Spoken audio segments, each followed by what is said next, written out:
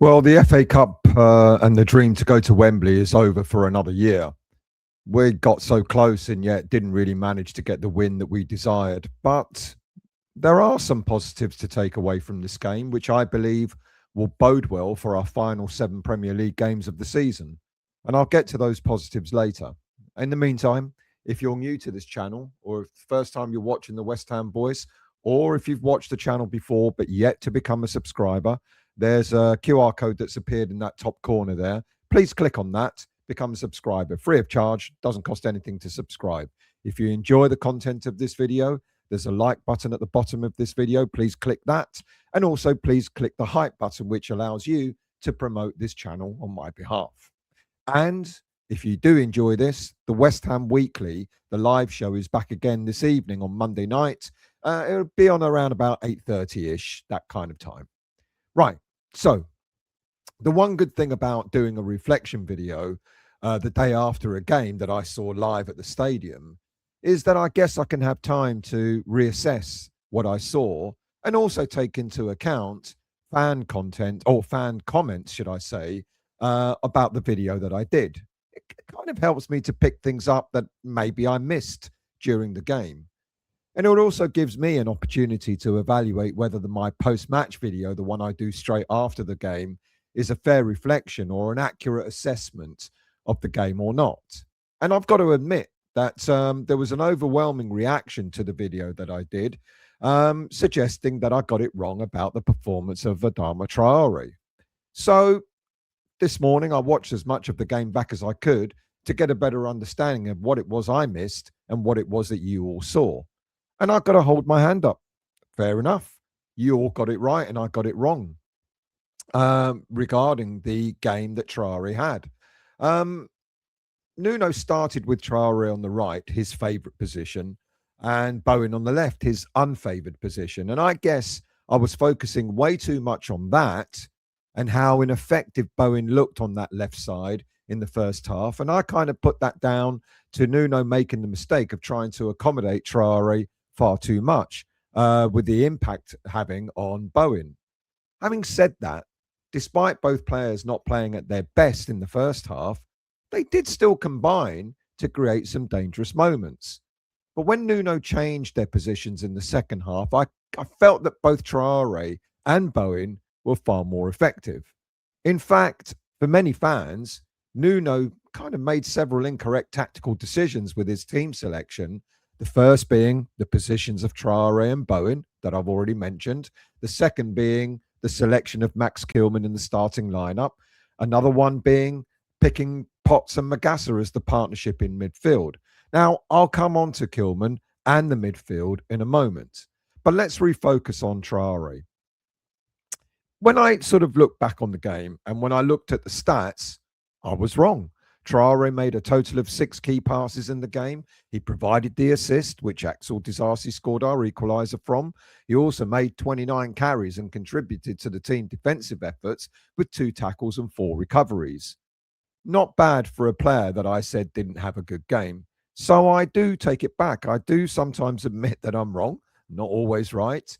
And I take it back and I admit maybe the emotion of losing the game made me look for an excuse as to why we lost. And maybe Traore was an easy target to pick on, and that was wrong of me. He was solid. He bullied the Leeds midfield and hit their defence to a point where they weren't quite sure how to handle him. The thing about Traore is now, can he maintain this consistency? Can he maintain that sort of form for the final 7 games of the season when he's called upon to do so? But I've got to be honest, when Somerville is back, does he immediately replace Traore? Or after this performance against Leeds, does Traore keep his place in the starting lineup? I'd say that Somerville still offers more of a goal threat, but it's a big advantage to have the likes of Traore with the form that he showed against Leeds going into the final 7 games of the season. He could be really effective, more as an impact sub, I think, rather than as a starter. So what about other players? Well, what about Max Kilman? Well, Nuno's central defensive options were limited. We know this. Mavropanos and Todibo were both missing, not only from the starting lineup, but from the bench as well. And sure, many have been suggesting in the past that we could do something different in the centre of defence with Souček or Magassa coming into central defence over Kilman. But in truth, the most natural option for Nuno was Max Kilman. Now, I had to say this last season, and I find myself repeating it again this season. Since when did we start booing our own? Last season, it was all about booing Mavropanos every time he touched the ball or came onto the pitch. And I found that this behaviour by some of the fan base out of order, to be really honest with you. And this season, it's Max Kilman's turn to be booed. And again, sorry, I find it totally wrong to boo a player when he's wearing a West Ham shirt. Sure, we've all got opinions on players. I certainly do. I've got strong opinions on some of the players in past and present. But not all opinions are constructive, but booing a player is destructive, to be quite honest with you. The irony is that up until the penalty that Kilman gave away, he was having a half-decent game. But he's most certainly a player that's short on confidence, and this would have been a massive moment for him being given the nod to play in this game. And, you know damn well that had we had Dinos or Todibo available, there was no chance that Kilman would have started. And you see from previous games that Nuno has almost gone to great lengths not to play Kilman when he possibly could have had. Look, the trouble with booing players is that we might have to rely on Max Kilman in other games for the rest of this season. He might have to be picked against Wolves this Friday night if Dinos and Todibo are still unavailable. But what kind of message does that give to Kilman when he hears fans booing him? Like I've said, I've been critical of Kilman. He doesn't look like a £40 million defender. Far from it. But to boo him, it's wrong. Nuno will be blamed for selecting him, but I just don't think Nuno had any choice. And then we've got to look at our midfield. And I won't lie, when I saw that he paired Magassa and Potts in the centre of the park, I did ask myself why. I don't know what's happened to both players because earlier in the season, they both looked fairly accomplished and with both looking like they could become a major force in this West Ham side. But their levels have fallen away so far that it's now a concern when one or both get selected. And they are simply not the answer to our midfield. We know this. More evidence of that was obvious when at half-time, Nuno took both players off and replaced them with Souček and Pablo. We immediately looked better and more controlling of the midfield. Was it a mistake by Nuno to pick these players in the first place? I guess in hindsight, it was. Nuno has tried this selection before and it kind of hasn't really worked. Later in the game, Nuno brought on a midfielder on that everybody is loving to see at the moment. And that, of course, is Mohamedou Kante. And the minutes that he was on the pitch, he showed more quality than Magassa and Potts combined. I think Kante has now worked his way so much into Nuno's thinking over the other two players that when we have a full squad, I'm not sure how much of Magassa and Potts we might see for the remaining of the season. But I do expect that Kante will still be a force. Look, when the full squad is back, Souček and Fernandes are likely to be that midfield pairing. And Kante, I think now, is going to be the next choice from the subs bench. But there are positives to take from this game. I said at the beginning of the show against Leeds. And I've already mentioned Traore. If he can maintain his form that he showed against Leeds, and with Kante coming on strong from the bench as well, then those are two massive positives to take. Strength in depth. And that's something that none of us thought we'd had even in January of this season. Apart from a very poor first start, we controlled the second half. Hello, Sushi.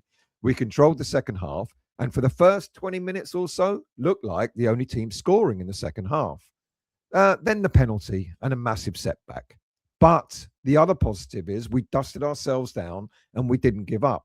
And yeah, sure, the 11 minutes added time. Hello. Yeah, sure, the 11 minutes added time helped immensely. We had more possession. Look at the stats. We had more possession throughout the game. We had more shots. We hit the woodwork 3 times. We had 2 goals disallowed. We had a superior pass accuracy rate. We were much more in control of the game in the second half. And all this suggests that with the final 7 games coming up in the season, we're not going to roll over and let relegation hit us. Do you mind, sweetheart? Go on.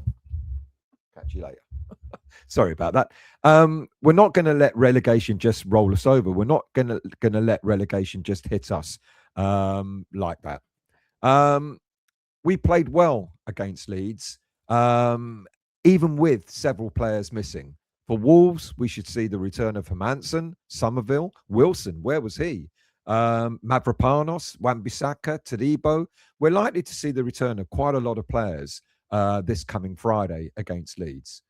We also saw another big positive, the introduction of Finley Herrick.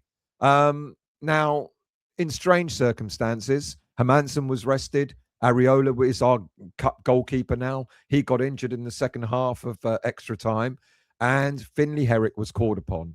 And he was introduced with aplomb, really, because what did he do? He saved the first penalty of the shootout.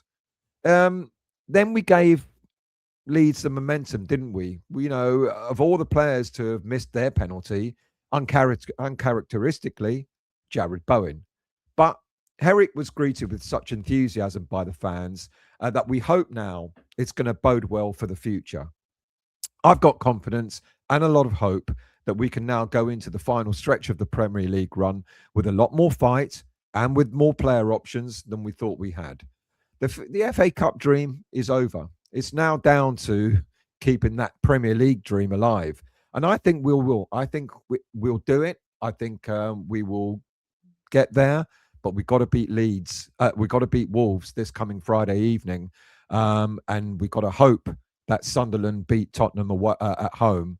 If that happens, then the momentum will be with us. Look, thank you for listening. Thank you for watching. Like I said, hit the QR code if you want to become a subscriber of the channel. Please become a member of the West Ham Voice, and please look out for the West Ham weekly show on Monday night. Thank you for watching and listening, and I'll see you all again soon.